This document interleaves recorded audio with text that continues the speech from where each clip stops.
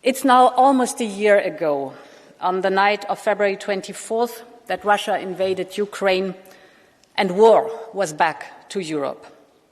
That night, I think all of you remember that our thoughts, and I think also our prayers, went to our friends in Ukraine.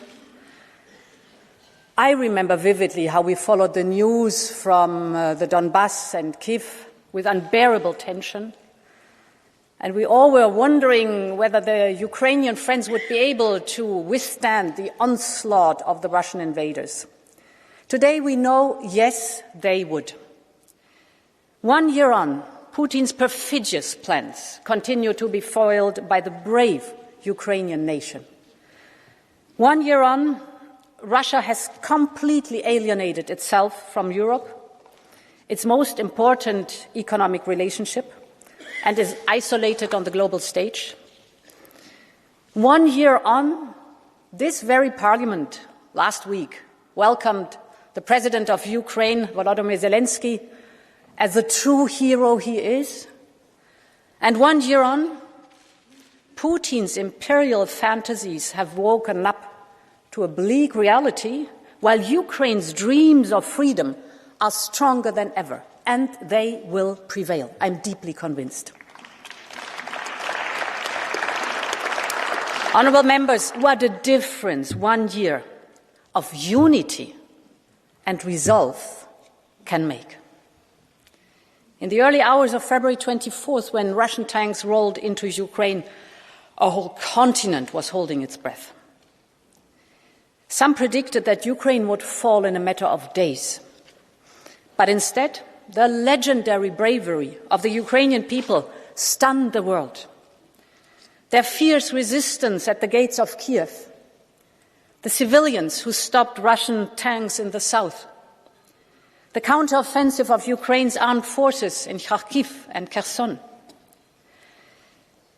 We can never match the sacrifices and the bravery of the Ukrainian people. But what we can do is stand firmly by their side. And that's what we've done from day one on, and we will continue to do that. They can rely on us. And indeed, a whole continent has mobilized, from the volunteers of the Warsaw station, you remember, who welcomed the Ukrainians fleeing Putin's bombs, basically to all citizens and companies who have cut their electricity demands. Together with you, honourable members, we have focused on three main goals. First, to support Ukraine's resistance against the invader unwaveringly. Second, to undermine Russia's war machine. And third, to build Ukraine's European future together. And these three strands of action have guided us over the last year and will continue to guide us in the months to come.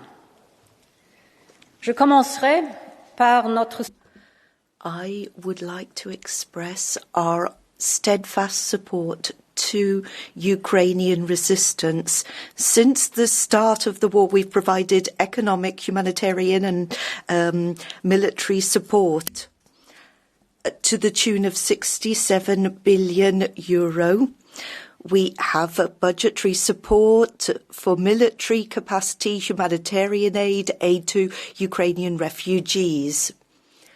All this is a tangible contribution to Ukraine's war effort. Putin wanted to see the Ukrainian state collapse. We have helped Ukraine to remain operational even in its darkest hour. Europe breathed impetus into Ukrainian resistance, and we will continue to support it. We guarantee a constant flow of financial aid. The first part of the package, the 18 billion, has already been dispersed to Ukraine. We will continue to provide steadfast, predictable support every month. That is what Europe promised, and we have honoured our pledge. Europe also supports Ukrainian companies and workers who continue to work despite the war. We are using the single market to that end. We have integrated markets, twinned our towns and offered our electricity networks, ensured solidarity corridors so that Ukraine can export its goods around the world. That represents 20 billion in revenue for Ukrainian companies during this period of war. And we can do more. When we visited Kyiv, we agreed on a roadmap to further improve Ukraine's access to our single market. Putin wanted to kill off Ukraine's European dream. Now, Ukraine is moving far more swiftly and resolutely towards Europe. At the same time, we are weakening Russia's ability to keep its war machinery in place. We have adopted 9 packages of sanctions. The Russian economy is shrinking. We need to keep up the pressure, and we're suggesting a 10th tranche of sanctions with trade bans and new checks on exports to Russia, exports of technology. We're talking about 11 billion euro. We are suggesting restrictions on some dozen electronic components used in Russian armed systems, such as drones, missiles and helicopters. There are also hundreds of drones manufactured in Iran, used by Russia in the battlefield in Ukraine. These Iranian drones kill Ukrainian civilians, and it is appalling. And so for the first time, we are also suggesting sanctions targeting Iranian economic operators, including those linked to the Revolutionary Guard. It is our duty to do that, to sanction such behaviour. Putin is assuming that our support for Ukraine will not last the course. He thinks it will be easy to blackmail Europe because at the time, at the start of the war, we were heavily dependent on Russian oil and gas, but he got that one wrong. 1 year on from the start of the war, he has lost the energy war that he himself triggered. We have adapted, turned to reliable partners, and we can see the results. Russia's revenue from sale of oil and gas, in particular gas to Europe, has dropped by 2/3. We have introduced a global oil price break or cap, and that has led to losses each day of 160 million for Russia. Gas prices in Europe are currently lower than before Russia invaded Ukraine. In Europe, we are now investing in clean energy and energy independence. We are looking at renewable energy sources and breaking records. Wind, solar energy, for example. Last year, we generated more energy and electricity through wind and solar than through gas. We showed resolute face and smart, savvy policies. And so in Europe, we resisted Russian blackmail and pressure and have ensured greater energy independence. Our economies are doing better. We have been able to correct our growth forecasts upwards. However, Kremlin has had to sell off gold reserves to plug the gaps caused by dropping fossil fuel revenue. Ladies and gentlemen, Putin's attempt to blackmail us has been a staggering failure, and that is good news. Ladies and gentlemen, honourable members, President Zelensky has often discussed this with me.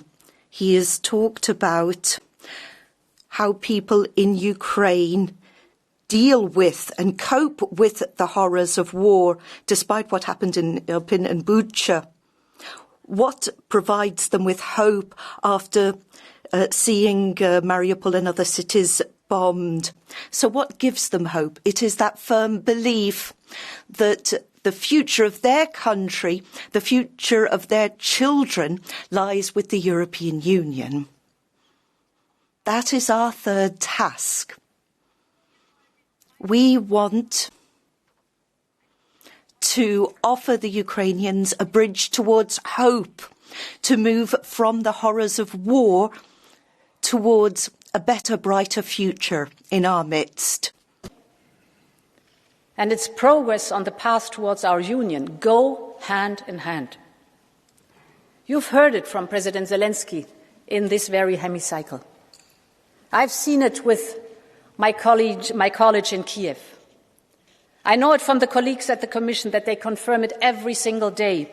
Ukrainians are making tangible progress despite the war, despite fighting the aggressor. They know that the accession to our union is a merits-based process.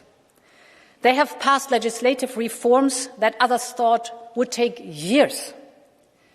They are making this progress because they are striving for Europe with all their heart and soul. Ukraine is a nation defined not only by its history and heritage. It is a nation defined by its dreams. And Europe is one of these dreams. So, distinguished members, let's honor these dreams by standing up for Ukraine for as long as it takes, so that one day the representatives of the Ukrainian people will have their place in this very hemicycle. Long live Europe, Slava Ukraine.